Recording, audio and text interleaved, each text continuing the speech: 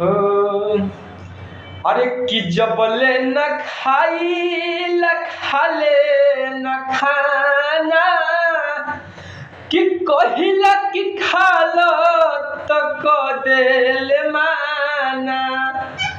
कि जबले न देखेल रहे बेचाए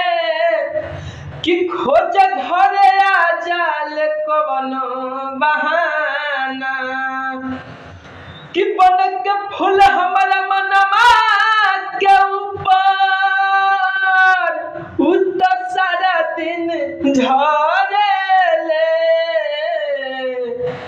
कि एगो बिया ऐसन पगली हो जबन हमारा पे मरेले। आय हाय हाय हाय हाय हाय कि एगो बिया ऐसन पगली